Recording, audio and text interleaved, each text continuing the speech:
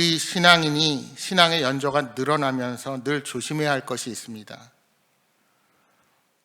오랜 시간 설교를 듣고 귀동량으로 주워들은 성경 지식들이 많은 것을 자신의 영적 성숙으로 착각하면서 자신도 모르게 자신의 법이 많아지는 것입니다. 그래서 어떤 일이 벌어지면 자신의 경험과 스스로 정해놓은 법을 가지고 판단하고 그것이 옳다고 고집을 피웁니다. 그러다 보니 어떤 일이든지 내가 인정받아야 하고 내 말이 무시당하면 안 됩니다. 자신이 하는 주장이 성도들의 주된 생각을 대변하는 것이고 가장 옳은 것이다 생각하여 다른 의견이 나오면 반대하고 무시하기까지 합니다. 여러분, 욥의 친구들은 분명 욥의 고난을 위로하기 위해 찾아왔습니다. 그런데 하나님 앞에 고통을 토로하며 불평까지 내뱉는 욥의 모습이 못마땅했습니다. 왜 그렇습니까? 자신들이 경험한 바로는 죄 없이는 이런 고난이 절대로 올 수 없기 때문입니다. 그러니 욥이 하는 말, 즉 그의 억울함에 대한 토로, 하나님이 자신을 공격하는 것처럼 느끼는 욥이 불경하고 잘못을 깨닫지 못하는 모습으로 비춰졌습니다. 그럼에도 계속해서 하나님께 하소연하는 모습이 마음에 들지 않았는지 소발은 하나님은 오묘하고 광대한 지식을, 하나님의 그 오묘하고 광대한 지식을 이렇게 사람이 알 수 있느냐며 너의 죄악이 분명히 있다는 것을 인정하라고 그렇게 강요하는 것입니다. 아니, 하나님의 오묘함과 광대하심이 정말 커서 인간이 그 뜻을 알 수 없다면 그는 어떻게 그렇게 욥이 죄를 지었다고 단정을 내릴 수가 있을까요? 그동안 욥이 하는 말들이 단순히 자신의 죄를 인정하지 않고 죄를 잊었거나 거짓말로 일관한 것이라고 생각한 겁니다. 그러니까 소발의 말에는 위로자의 태도보다는 문제를 바로잡으려는 가르치는 자의 교만한 태도만 드러내고 있는 것입니다. 오늘 본문의 소발은 허망한 사람은 마치 들나귀처럼 지각이 없다 말하는데 결국 욥이 허망한 사람이란 말입니다. 그리고 13절에 내 마음을 바로 정하라 결론 짓고 있습니다. 이는 욥이 탄식하며 하나님의 마음을 탓한 것에 대해서 재앙의 이유는 하나님의 마음에 있지 않고 욥의 마음에 있다고 소발이 그렇게 주장한 것입니다. 소발은 욥이 자신의 죄를 잊었기에 그가 주님을 향해 손을 들고 기도하면 죄악이 생각나리라 기대했습니다. 14절입니다. 내 손에 죄악이 있거든 멀리 버리라. 불의가 내 장막에 있지 못하게 하라. 소발은 욥이 분명히 죄를 지었다는 확신을 가지고 있기에 그가 깨닫지 못하는 불의를 버려야 한다고 거듭 주장합니다. 그래야 그가 하나님 앞에서 얼굴을 들 수 있고 하나님 앞에 두려움 없이 서게 될 것이라고 말합니다. 또한 그렇게 해야 욥이 환난을 기억조차 할 수 없을 정도로 회복되리라는 말씀입니다. 분명 소발의 말은 일리가 있어 보입니다.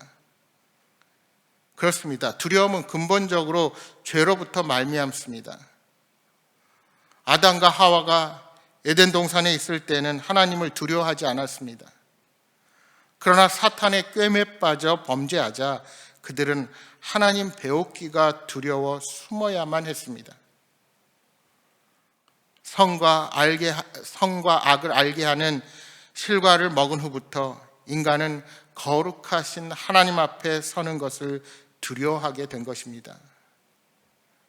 그러므로 죄를 회개함으로 두려움을 극복하여 담대한 마음을 소유하게 된다는 말 자체는 틀린 말이 아니라 할 수 있습니다.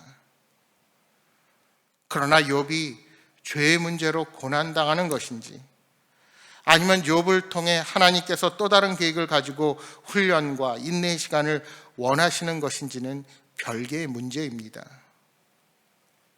소발 스스로도 하나님의 오묘함과 광대하심을 어떻게 사람이 알 수 있겠느냐고 말하면서도 끝까지 자신의 주장만을 옳은 것으로 판단해 버리는 어리석음을 범하고 마는 것입니다.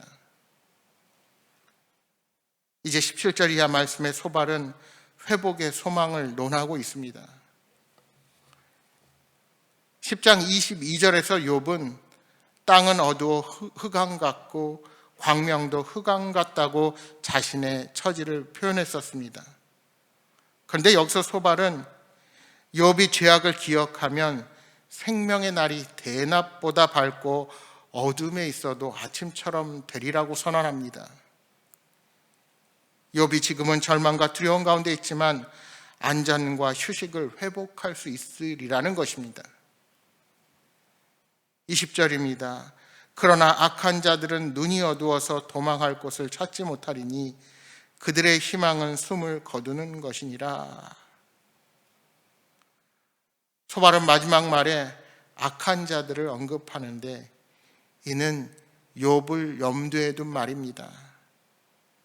만약 욥이 계속해서 자신의 입장을 고집하면 어둠에서 벗어나지 못할 것이고 죽은 것 외에는 아무런 소망이 없게 된다는 경고입니다.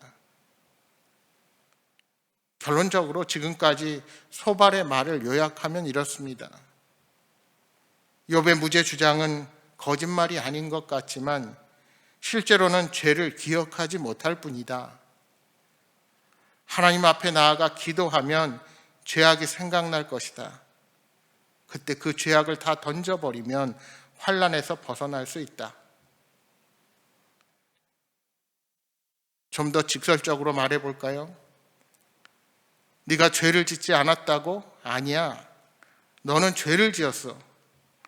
기도하면서 잘 생각해보면 내 죄가 생각날 거야.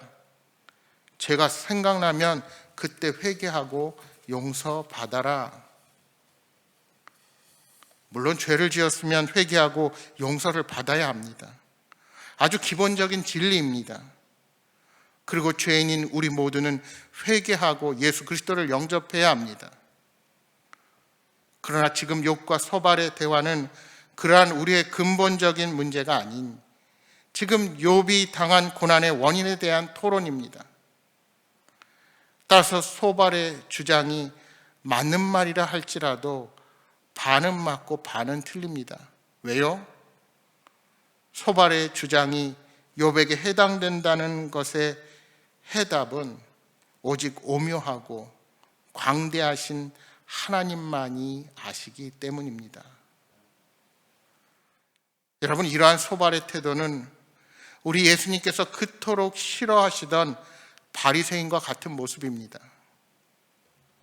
자신의 내면은 돌아보지 못하고 사람 앞에서 율법적인 정당성만을 내세우고 판단하고 정죄하는 모습이 그렇습니다.